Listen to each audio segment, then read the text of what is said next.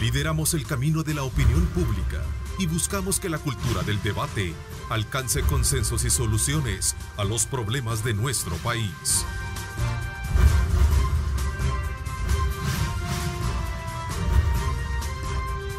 Diálogo con Ernesto López. Buenos días, El Salvador, ¿cómo están? Qué placer enorme, como siempre, saludarles a ustedes con ese beneplácito y ese optimismo y esa alegría que queremos desde luego en este momento en el que estamos pasando bastante zozobra, mucha incertidumbre por todos los acontecimientos que están marcándole la pauta en el mundo y especialmente también en nuestra región. Por esa razón les doy la más cordial bienvenida, siempre augurando el mejor de los éxitos en esta mañana de día miércoles, cintura de semana, 18 de marzo de 2020.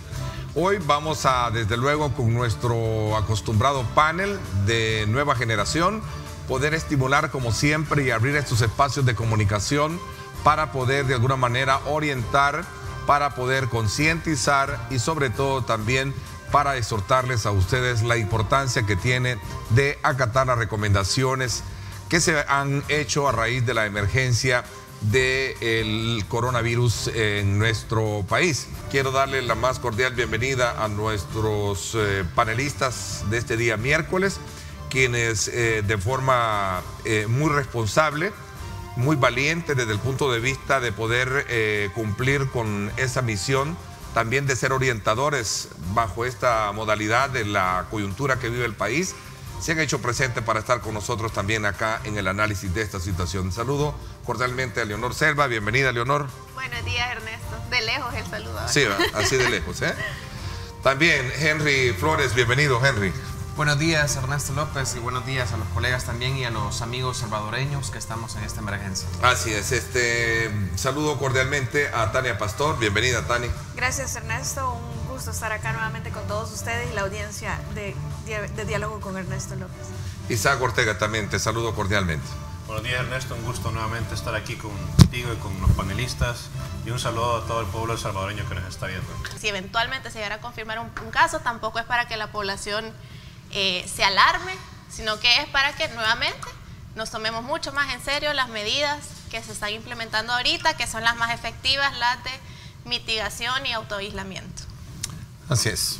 A ver, el resto, ¿cómo ven hasta este momento la situación de la cual sin duda alguna se presentan acciones muy importantes, el que ya comentábamos, el cierre del aeropuerto, sus operaciones, esta decisión también del cierre de restaurantes, café, comedores a partir de las 6 de la tarde y establecer ciertos parámetros importantes con la modalidad de el delivery, ¿no? O sea, a domicilio, servicio. Son medidas oportunas que desde mi punto de vista están totalmente correctas y que van en el sentido de prevenir los contagios en el caso que ya hubieran casos confirmados, pero que a lo mejor las pruebas no se les han realizado a estas personas porque no se tiene el número necesario para ponerse en comparación de grandes países como Estados Unidos, que incluso Estados Unidos se ha quedado muy corto. Yo estaba viendo algunas estadísticas.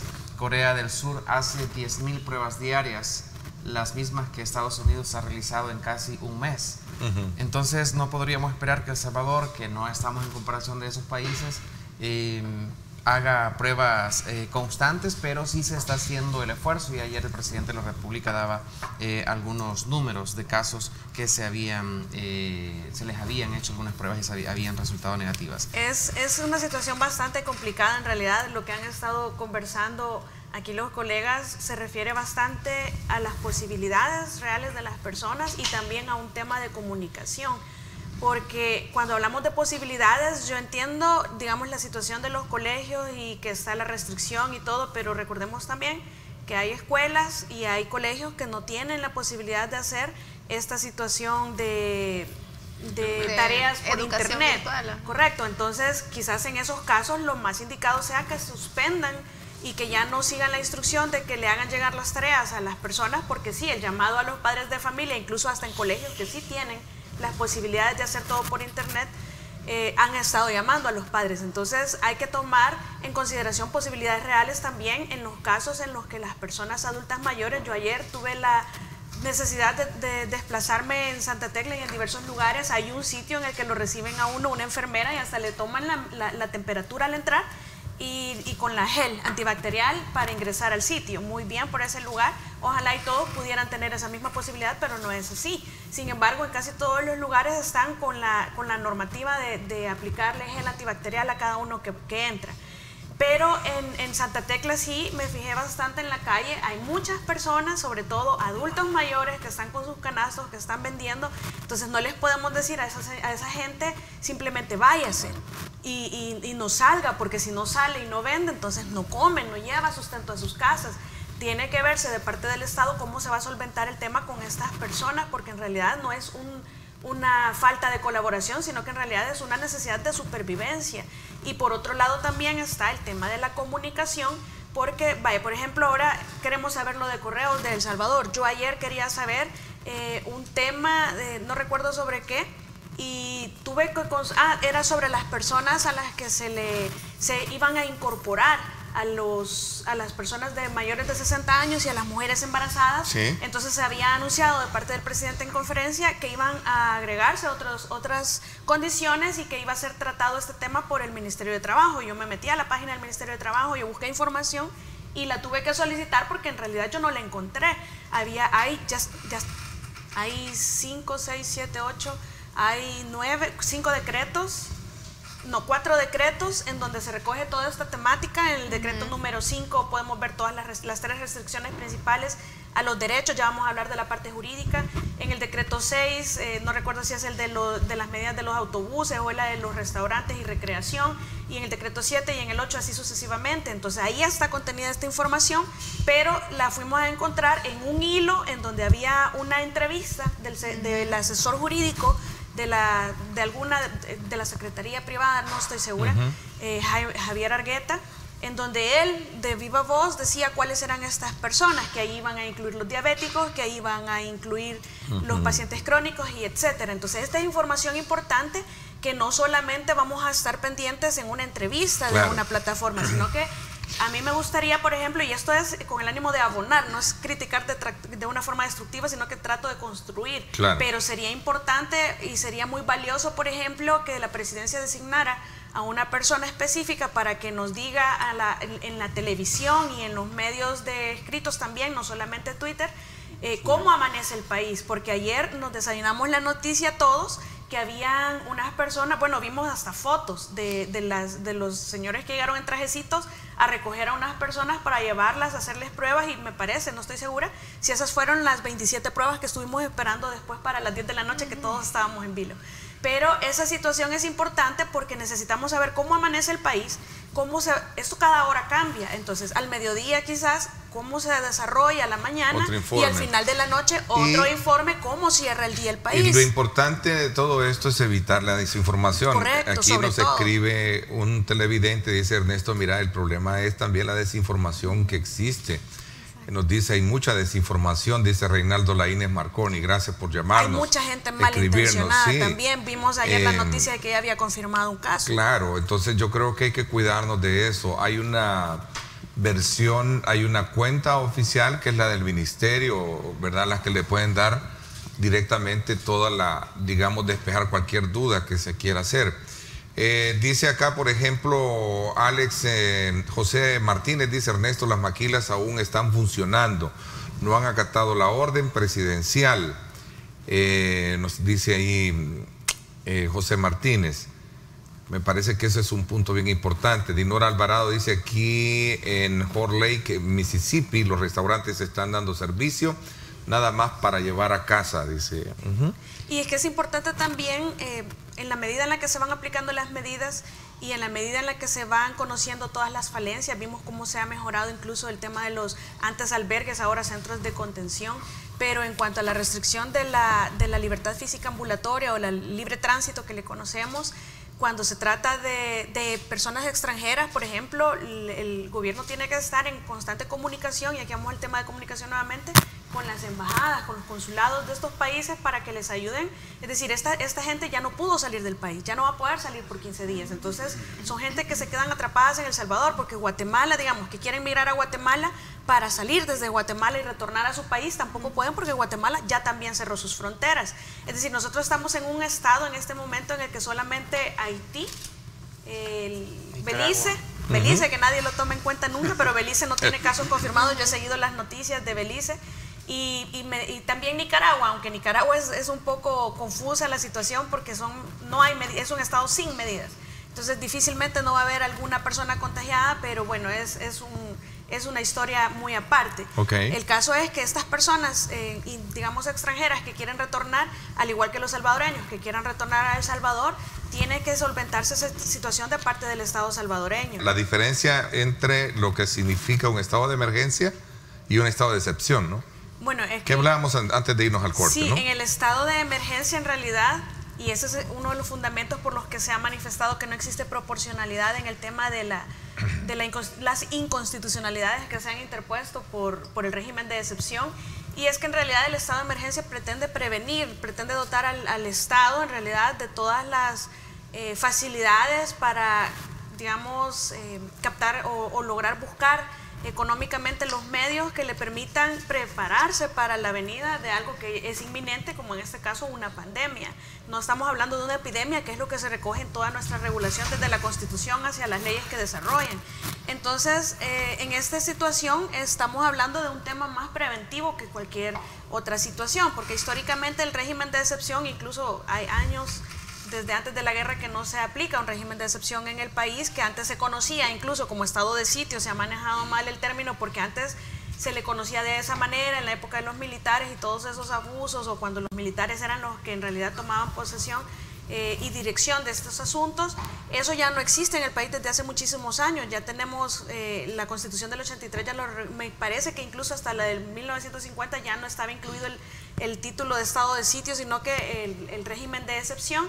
Y en ese sentido el régimen de excepción ya establece las causales, el artículo 29 de los dos incisos que la componen, en qué casos se van a suspender las garantías constitucionales, y que conlleva esto la suspensión o restricción, limitación de derechos fundamentales que se contienen en esa disposición, y dice que los casos van a ser en casos de guerra, en casos de invasión, en casos de epidemia, pero se refiere a casos que ya están en el país, y entonces hay que ver cómo se reacciona ante esa situación. No es, digamos, preventivo, sino que es reaccionario. Nosotros somos bastante reaccionarios, pero ese es otro tema.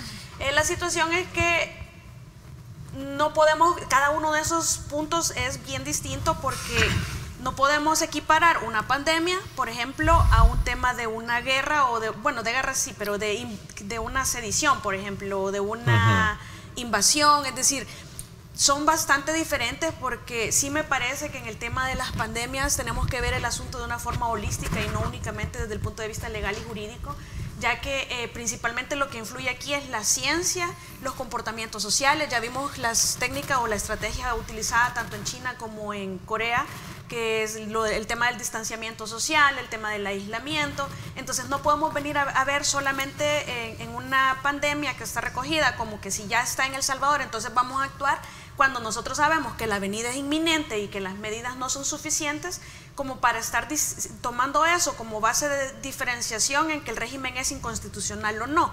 Ahora, lo explico quizás de una manera más sencilla. Lo que significa es que incluso se manifiesta dentro del decreto, porque hay dos decretos, el decreto 593, que es el estado de emergencia, y el 594, que es el régimen de excepción. Dentro del decreto 593, que es el estado de emergencia, hay una disposición, no recuerdo ahora mismo si es la 3 o la 4, que se recoge ya la libertad de tránsito, o es decir, la restricción a la libertad de tránsito. Entonces, yo escuché en algunas declaraciones del presidente de la Asamblea Legislativa que se había hecho de esa manera porque no se pensaba aprobar el régimen de excepción, y en ese sentido se incluyó dentro de un decreto de estado de emergencia una disposición restrictiva de derechos fundamentales. Hola, buenos días, Ernesto. Soy cosmetóloga. ¿Cómo se puede hacer en nuestro caso? No estamos trabajando y siempre nos van a cobrar la rentabilidad del local. Fíjese, Ernesto, que yo quería sobre ese punto justamente hacer referencia a lo que dice el artículo 9 de la ley de emergencia, y lo voy a leer textualmente. no incurrirán, esto sobre aquellas personas que tienen preocupación porque les van a cobrar moras si no pagan a tiempo la cuota del banco, en el Fondo Social para la Vivienda, etc. El artículo 9 de la Ley de Emergencias es claro en que no incurrirá en incumplimiento de obligaciones contractuales y tampoco penalidades ni civiles ni mercantiles todas aquellas personas que se vean imposibilitadas de cumplir sus obligaciones por estar afectadas directamente por las medidas aplicadas en el cumplimiento de este decreto. Lo que habría que solicitar es que el Banco Central de Reserva, como ente coordinador del sistema financiero, explique, digamos, algunas medidas que van a tener que acatar, en este caso los bancos, para que no vaya a haber incertidumbre o que los bancos se vayan a aprovechar ante estas medidas posteriormente. Yo creo que sí es importante que la gente sepa que ningún banco les puede cobrar mora, se pueden retrasar, evidentemente después hay que ponerse el día, pero sí los bancos tienen que ser muy flexibles en ese sentido. En cuanto a la preocupación que existe por parte de los micro y pequeños empresarios, hay discusiones en la Asamblea, aquellos que no declaran renta o las personas del sector informal, digamos, sí la Asamblea Legislativa podría declarar un fondo especial para estas personas, aparte del Fondo Especial de Emergencias que se está haciendo. Hay otros países que han tenido que tomar medidas drásticas. En España, en Italia, por ejemplo, han tenido que suspender los contratos, no solo las aerolíneas, los bancos, los call centers que aquí vemos en El Salvador, que siguen trabajando y que deben de acatar las medidas. Pero sí creo que la Asamblea debería de estudiar un fondo especial para ayudar a esas personas que sin duda son las que se van a ver más afectadas. Sí, yo lo único que aclararía con respecto a ese artículo, y le digo porque muchas empresas han tenido esa pregunta, y que mucho de lo que está sostenido en el decreto de la Ley de Emergencia, de Estado de Emergencia, es ¿qué constituye una persona afectada por las medidas tomadas? En muchos casos, por ejemplo, cuando se trata de individuos, se trata de las personas que están siendo puestas en cuarentena. En los de las empresas, sí, y ahí sí, de nuevo, el llamado es al Ministerio de Trabajo, al Ministerio de Economía y a todo el gobierno a que aclare esta situación, porque si yo, ayer me preguntaban, ¿qué ha pasado si yo estoy cerrando voluntariamente? Porque en general mi negocio ya no es rentable o ya no puedo colaborar. Entonces yo sí... Evidentemente te ves afectado y podrías aplicar esas medidas. Mi llamado es porque exactamente no hay una línea todavía clara de si es a personas a las que llegan y les cierran el negocio, ahí sí habría, implicaría esto, lo cual no se ha hecho hasta la fecha. Pero sí, mucha prudencia a las personas con respecto a estas directrices, a la gente de negocios que lastimosamente está tomando medidas por su cuenta en vista de su situación. Y el llamado es a las autoridades, que creo que sí tienen que empezar a ver, a discutir entre la Asamblea y el Ejecutivo soluciones amplias para todos los sectores económicos, sector por sector, viendo cuáles están siendo sus necesidades ya para empezar a lidiar con los impactos económicos con mayor claridad. En este momento el gobierno está enfocado en atender la emergencia, evitar que no hayan más casos de coronavirus y en el caso que los hayan, ver cómo se neutraliza esa situación. Seguramente vendrá después un levantamiento de todas las afectaciones y las pérdidas que se tengan, pero ahí ya nos pueden ir ayudando los diputados de la Asamblea Legislativa. Es decir, mientras el gobierno está atendiendo la crisis humanitaria, mientras todas las instituciones del órgano ejecutivo están dándole respuesta en materia de salud, los diputados en las diferentes comisiones ya pueden ir viendo cuáles van a ser las medidas económicas a tomar, no después, sino desde ya, para el sector formal, para el sector informal, y por ahí también la empresa privada puede ayudarnos. Es decir, no esperar a que termine la crisis. Exacto, aquí es donde todas las instituciones pueden empezar a trabajar de manera unida. El gobierno atendiendo la crisis humanitaria, que hasta este día creo que lo ha estado haciendo muy bien. Quizás falta un poco de comunicar de manera más sistemática todas las decisiones que se van tomando, pero los diputados y la empresa privada ahí nos pueden ayudar para ir paliando esa situación. Alex Alvarado dice, me siento orgulloso de mirar un panel de jóvenes inteligentes con un excepcional, dice, conductor. Muchísimas gracias. ¿Qué palabra es eso? Y eso debe ser también el espíritu y el ánimo que debemos de ponerle a esta situación, ¿verdad? Para evitar el caos. Ernesto, hay un problema con la pequeña empresa como salas de belleza de los centros comerciales. que están perdiendo porque no están llegando sus clientes. Hay que hacer algo. Sí. Ojo, y en ese sentido va la reflexión porque ya el tiempo se nos está yendo. A ver, sí, quizás decir que mi posición lo más responsable es decir, hasta el momento, la opción que el gobierno ha habilitado es una línea de crédito del banco hipotecario. No obstante, se tienen que empezar a discutir ya seriamente medidas, primero paliativas de corto plazo, que en otros países han sido, para darle un ejemplo a la población, en algunos lugares, la gente ahorita, creo que en Francia, no van a pagar los servicios de luz, agua y electricidad, todos los servicios que paguen que provee el Estado no los van a pagar. En la mayoría de países se están dando exenciones o prórrogas a los pagos de impuestos. Entiendo, en un país asiático se ha bajado un poco el porcentaje IVA. O sea, esto ahorita se va a abrir esta discusión, pero hay un montón de opciones que se pueden dar para paliar la crisis y luego para reactivar el sector económico que muy probablemente quede deprimido. Pero por el momento creo que es empezar a hacer un mapeo de cuál es la situación, cuáles son los sectores más afectados, el sector informal, lo que decíamos, donde ahí muy probablemente lo que hay que hacer es una transferencia directa a beneficiarios, a las personas de la tercera edad. Y a ser muy responsables en la discusión porque va a haber un costo. O sea, claro. Esto nos va a costar y es de echarle ganas como país. Y evitar un poco entrar en la línea de la, digamos, la politiquería, ¿no? Sí. Exacto.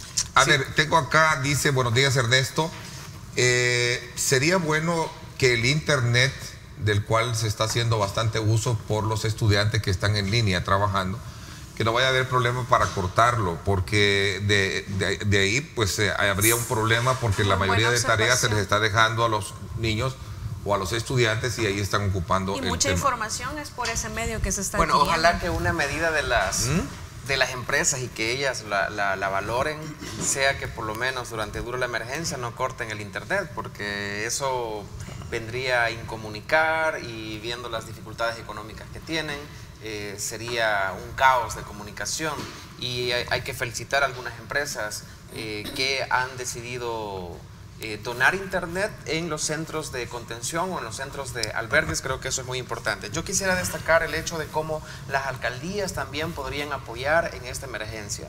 Recordemos que hay alcaldías que reciben fondos bastante gruesos, como la alcaldía de San Salvador, Antiguo Cucatlán, Santa Tecla, San Miguel, Santa Ana, que a nivel local podrían ayudar al gobierno también.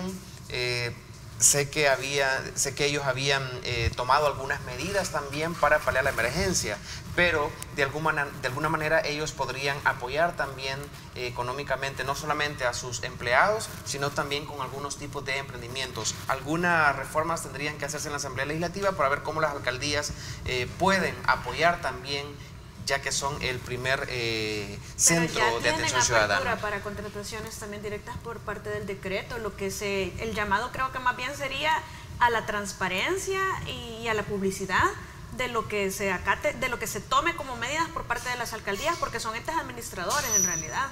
Sí, yo me refería más no solo en el sentido de paliar la emergencia, sino como apoyar económicamente también a nivel local. No estoy tan seguro hasta qué punto ellos podrían invertir, por ejemplo, en emprendimientos, y sino que tendría que pasar por una reforma en la Asamblea Legislativa. Y concuerdo totalmente. De hecho, la Corte de Cuentas ha dicho que va a vigilar las compras del gobierno, y pues que no solo vigile las compras del gobierno, sino las de las 262 alcaldías, porque también tienen luz verde para gastar dinero en esta emergencia. Sí. Me parece que pueden ocupar más del 50% del FODES exclusivamente para la emergencia. Bueno, sí. ¿Sería posible congelar los préstamos hasta que pase la pandemia? Pregunta Freddy Hernández Cabrera. Ernesto, muchos debemos a los bancos. Aquí está precisamente en el sentido lo que estamos planteando, de que haya una reunión urgente para pasar ya en trascendencia a otro nivel de plan, ¿verdad? Sí, para evitar la incertidumbre que afecta mucho en este tipo de situaciones y que se da todo esto que salen a comprar en extremadamente. Ya han habido experiencias. ¿Te acordás que los gobiernos anteriores le daban a los ancianos, a los de la, perdón, a los de la tercera edad, les daban una, no me acuerdo cómo que se llamaba, una ayuda solidaria. Yo ayer hablaba con unos economistas que decían, habría que revisar cómo por está aquellos vendedores, esa red de red solidaria, que es una por medida aquellos, que se puede así usar. es, por aquellos vendedores que realmente de ellos, o sea, de la venta del día, como salen varios ejemplos, salen a vender y de esos tienen que ganar ellos, pues, y si no venden. Exactamente. También es un llamado para las alcaldías para que desplieguen este equipo, porque aunque las alcaldías no estén de acuerdo o no sean muy afines al gobierno, pero que piensen en su gente, en la gente que está ahí en la calle, en los dormitorios públicos. Ahí yo no he visto en algunas alcaldías acciones que lleguen ahí a los portales, o las personas que son indigentes y que están en la calle. No he visto yo ninguna acción, o tal vez no se ha comunicado, pero sí es importante que las alcaldías, las comunas salgan a hacer una inspección de todas yo para concluir, porque ya se nos va el tiempo. Me gusta el hecho que, por ejemplo, en el extranjero, en otros países, se están tomando las medidas que tomó El Salvador desde hace muchos días, y ellos ya están con casos de contagio. En El Salvador no lo estamos, y ellos están replicando nuestras medidas. Eso es un punto bastante importante que debe reconocérsele al gobierno central. Y por otra parte también el gobierno está aplicando medidas que se están aplicando económicamente hablando en otros países, cuando nosotros todavía no tenemos la pandemia en el país. Pero es decir, es una situación de prevención máxima en la que el resultado se puede ver en 0 casos confirmados de COVID-19. Y por otra parte es importante que nos tomemos en serio el tema del distanciamiento social. Este tema del distanciamiento social es por eso es que se han tomado ciertas medidas de cerrar bares, restaurantes, discotecas, gimnasios, porque en realidad hay que quitarle. El salvadoreño y en el mundo entero las personas no hacen caso porque se les recomiende, hacen caso porque se les obligue. Y una medida bastante efectiva que se ha comprobado en Corea del Sur y que bueno, existe, el distanciamiento social, es que hay que eliminar las ganas de la gente de salir. Ya no tienen los lugares, entonces se los cerraron y la gente se queda en casa. El distanciamiento social es importantísimo y ha sido parte de la efectividad de todas las medidas tomadas. Quedémonos en casa, ese es el Quedémonos tema. en casa, unámonos a la Así, un llamado 5 segundos. al ministro de Trabajo para que tome en cuenta las denuncias que se hacen en los call centers de las cuentas que están suspendiendo bonos por asistencia, que porque los han mandado a sus casas y agarrándose de que es un bono, pues no les van a permitir a las personas aplicar esos bonos. Definitivamente dice, buenos días, soy una persona de 55 años sin trabajo, vivo de vender artesanía. ¿Hay algún plan para nosotros?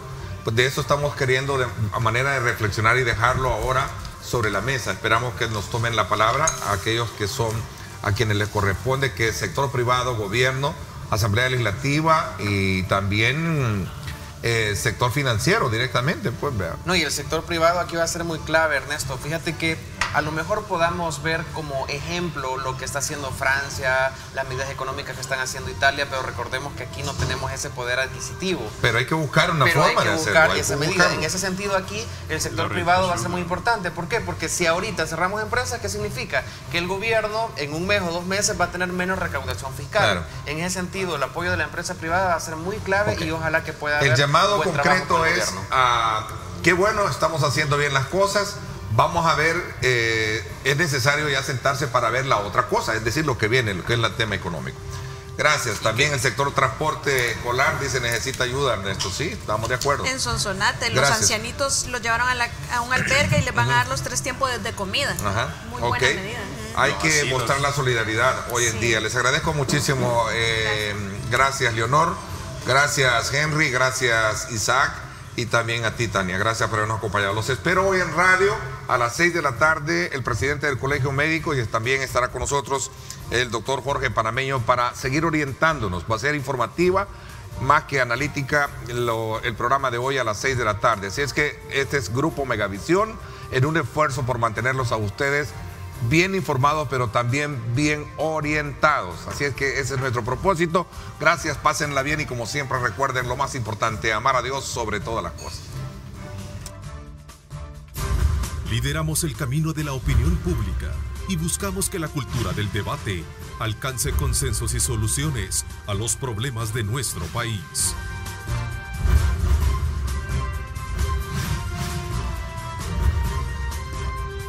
Diálogo con Ernesto López.